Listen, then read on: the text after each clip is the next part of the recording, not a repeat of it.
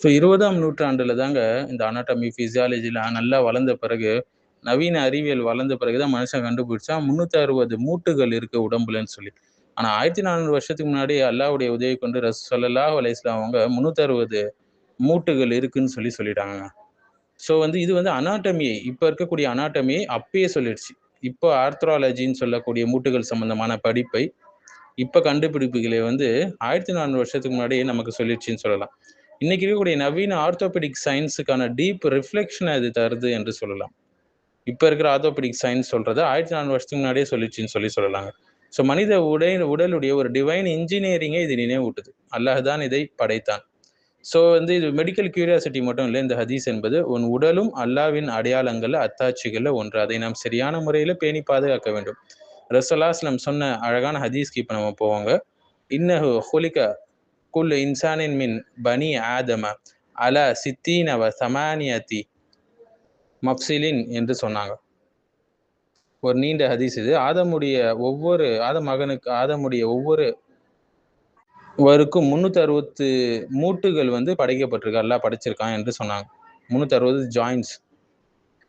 ஆகவே யார் தக்பீர் செய்றாங்களோ, அல்லாஹ்வை புகழ்றாங்களோ, லா இலாஹ இல்லல்லாஹ் சொல்றாங்க, தஸ்பீஹ் செய்றாங்களோ, அல்லாஹ்விடம் மன்னிப்பு கேட்கறாங்களோ, மக்களுடைய பாதையிலிருந்து இருக்கக்கூடிய கல், முள், எலும்பு போன்ற தொந்தரவுகளை அகற்றாங்களோ, நன்மையை ஏவி தீமையை தடுக்கிறாங்களோ, அவர் அந்த 360 மூட்டுகளுடைய எண்ணிக்கைக்கு சமமான நற்செயலை செய்தவராக ஆகுவார் சொன்னாங்க. அந்த நாள்ல அவர் தன்னை நரகத்திலிருந்து விலகிக் கொண்டு நடப்பார் என்றும் சொன்னாங்க. ஸோ ஒவ்வொருவருடைய மூட்டுக்கும் ஒரு சதக்கா கடமையாக இருக்கு என்று நபி ஸல்லல்லாஹு அலைஹி வஸல்லம் சொன்னாங்க. யார் இவற்றுக்கு பதிலாக துஹா தொழுகை தொழுகிறாங்களோ, 2 ரக்காத் தொழுகிறாங்களோ, அது அவருக்கு போதுமானதா ஆகிடும் சொல்லி சஹீஹ் முஸ்லிம்லயும் ஒரு ஹதீஸ் பார்க்கலாம் இல்லைங்களா? ஒவ்வொருவருக்கும் உடல்ல ஒவ்வொரு மூட்டுக்கும் நீங்க சதக்கா செஞ்சாகணும், கடமையாவுது. ஸோ யார் சுப்ஹானல்லாஹ் சொல்றாங்களோ அது அவங்களுக்கு சதக்கா. அல்ஹம்துலில்லாஹ் சொன்னா ஒரு சதக்கா. லா இலாஹ இல்லல்லாஹ் சொன்னா அது ஒரு சதக்கா. அல்லாஹ் அக்பர் சொன்னா அது ஒரு சதக்கா. நன்மையை ஏவுவது சதக்கா, தீமையை தடுப்பது சதக்கா என்று சொன்னாங்க. இவற்றுக்கு பதிலாக துஹா நேரத்தில் தொழக்கூடிய 2 ரக்காயத் அதற்கு போதுமானதாக ஆகிவிடும் என்று சொன்னாங்க. சரிங்க. இது போல ஹதீஸ்கள் நமக்கு கிடைக்குது. மஃப்ஸில் அப்படின்னா என்னன்னு சொல்லி நம்ம பார்க்கணுங்க முதல்ல. மஃப்ஸில்னா இந்த ஜாயிண்ட்ஸ் ஆர்டிகுலேஷன் பாயிண்ட்ட குறிக்கக்கூடியது. அது 2 எலும்புகள் சந்திக்கக்கூடிய ஒரு பகுதி. அதாவது மூவ்மெண்ட் உடம்புல நடைபெறக்கூடிய பகுதி. ஸோ மனித உடலுடைய மெக்கானிக்கல் கனெக்ஷன் சிஸ்டம் இதுதான் என்று சொல்லலாம். நவீன காலத்துல ஜாயிண்ட்ஸ பத்தி படிக்கிறாங்க. இந்த மூட்டுகள பத்தி படிக்கக்கூடிய துறைகள் என்னன்னு பார்த்தீங்கன்னா, மூட்டுகளை மட்டும் படிக்கணும்னா ஆர்த்ராலஜி. இது ஒரு அனாட்டமியோட பிரான்ச் இது. அடுத்து ஆர்த்தோபெடிக்ஸ் எலும்புகள் மற்றும் ஜாயிண்ட்ஸ் பற்றிய மருத்துவத்துறை. அடுத்து ரெமட்டாலஜி மூட்டுகள் ஏற்படக்கூடிய நோய் மற்றும் ஆர்த்ரைட்டிஸை பத்தி படிக்கிறது. அடுத்தது பயோ மெக்கானிக்ஸ் என்று சொல்லுவாங்க. மனித மூவ்மெண்ட் மற்றும் ஜாயிண்ட் மெக்கானிக்ஸை பத்தி படிக்கிறது. அடுத்தது அனாட்டமி மனித உடலுடைய ஸ்ட்ரக்சரல் சயின்ஸை படிக்கிறது. ஸோ ஏன் இந்த ஹதீஸ் ஒரு அதிசயம் என்று சொன்னால், நபி ஸல்லல்லாஹு அலைஹி வஸல்லம் வாழ்ந்த காலத்தில் எம்ஆர்ஐ கிடையாது, சிடி ஸ்கேன் கிடையாது, எக்ஸ்ரே கிடையாது, மாடர்ன் கெடாவர் லேப்ஸ்லாம் கிடையாது, ஆர்த்தோபெடிக் சயின்ஸ் கிடையாது. ஆனால் அந்த காலத்திலேயே 1400 வருஷத்துக்கு முன்னாடியே மனித உடல்ல 360 மூட்டுகள் இருக்குன்னு சொல்லி நபி ஸல்லல்லாஹு அலைஹி வஸல்லம் சொல்லிட்டாங்க.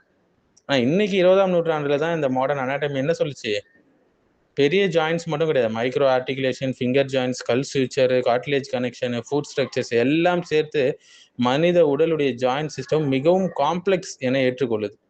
பல அனாட்டமி ரிசர்ச்சர்ஸ் என்ன சொல்றாங்கன்னா, ரஃபா 360 கிட்ட இருக்குது என்று சொல்லிட்டாங்க. இந்த ஜாயிண்ட் ஸ்ட்ரக்சர்ஸ். இது வெறும் நம்பர் மிராக்கிள் மட்டும் இல்லங்க. அல்லாஹ்வுடைய ஒரு நியமத் என்பதை நாம் புரிந்து கொள்ளணும். வெறும் சயின்ஸ் புக் கிடையாது. குர்ஆனும் ஹதீஸும் சயின்ஸ் புக் கிடையாது. தௌஹீதுக்கான புத்தகம் அது. ஸோ ஒரு மூட்டுலயும் நீங்க பார்த்தீங்கன்னா, ஜாயிண்ட் பார்த்தீங்கன்னா, மூவ்மெண்ட், பேலன்ஸ், வாக்கிங், கிராஸ்பிங், ஒரு பொருள பிடிக்கிறது, பிரீத்திங் பண்றதுக்கு எல்லாவற்றுக்கும் அவசியம் இல்லையா? ஜாயிண்ட்ஸ் இல்லனா ஒண்ணுமே பண்ண முடியாது.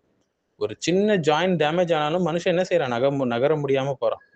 ஸோ அல்லாஹ் என்ன சொல்றான்? "வஃபி அன்ஃபுசிக்கும் அஃபலா துப்சிரூன்" என்று சொல்றான். உங்களுக்குள்ளேயே அல்லாஹ்வுடைய அடையாளங்கள் இருக்கு, அத்தாட்சிகள் இருக்கு. நீங்கள் அதை பார்க்க மாட்டீங்களா என்று சொல்றான். சூரத்து தாரியாத்தோட 21வது வசனத்துல. அப்ப தஃபக்கூர் செய்யணும் நம்ப. நம்ப உடலை சிந்தித்து, அதனுடைய பிரம்மாண்டத்தை விளங்கி, அதன் பின்னால் ஒரு அழகான படைப்பாளன் இருக்கிறான் என்பதை உணர்ந்து அல்லாஹ்வை நாம் வழிபட வேண்டும். ஸோ மனித உடல் ஒரு ரேண்டம் சிஸ்டம் இல்லங்க. ஒரு இன்ஜினியர்டு ரேண்டட் சிஸ்டம் கிடையாது. ஒரு ப்ரிசைஸ் பயாலஜிக்கல் ஆர்க்கிடெக்சர் அது. ஸோ நவீன ரோபோட்டிக்ஸ் மற்றும் ஜாயிண்ட் சயின்ஸ் பார்த்தீங்கன்னா, இன்னைக்கு ரோபோட்டிக் இன்ஜினியர்ஸ், ப்ராஸ்தட்டிக் டிசைனர்ஸ் இருக்கிறாங்க. ஏஐ பயோமெக்கானிக்ஸ் ரிசர்ச்சர்ஸ் இருக்கிறாங்க. மனுஷனுடைய கை மூவ்மெண்ட்டை காப்பி செய்ய முயற்சிக்கிறாங்க இந்த துறைகள்ல. ஆனா மனித விரல்களுடைய அந்த flexibility, joint coordination, balance system முழுமையாக ரெப்ளிகேட் செய்ய அவங்களால இன்னும் முடியல. இவ்வளோ நவீன அறிவியல் வளர்ந்தும்.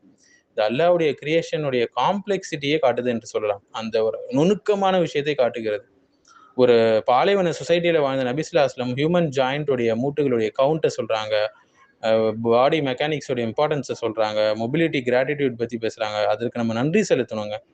அல்லாஹ்வின் வஹி மூலம் தான் அவங்க இதை தெரிந்து கொண்டாங்க. ஸோ இதன் மூலியமா நபி ஸல்லல்லாஹு அலைஹி வஸல்லம் என்ன சொல்ல வராங்க? ஒவ்வொரு மூட்டுக்கும் நம்ம நன்றி செலுத்தணும். சதக்கா செய்யணும். உடல் அல்லாஹ்வுடைய அமானத். அதனால அத நல்ல முறையில பார்த்துக்கொள்ளணும். என் உடம்பு என்னுடைய உரிமை அப்படிலாம் கிடையாது. இப்ப பெனாத்திட்டு இருக்காங்கல்ல, அந்த மாரிலாம் கிடையாது. உன்னுடைய உடம்பே கிடையாது. அல்லாஹ் குடுத்த உடம்பு இது. அல்லாஹ்வுடைய உரிமை அது. அவன் சொல்லுவான் எத செய்யணும், எத செய்யக்கூடாதுன்னு சொல்லி. ஸோ நவீன கால அனாட்டமி, ஆர்த்தோலஜி, ஆர்த்தோபெடிக் சயன்ஸ் இது எல்லாத்துக்கும் ஒரு முன்னோடியாக, முன்மாதிரியாக ரசூலுல்லாஹி அலைஹி வஸல்லம் எப்பயோ இதை வந்து சொல்லிட்டு போயிட்டாங்க.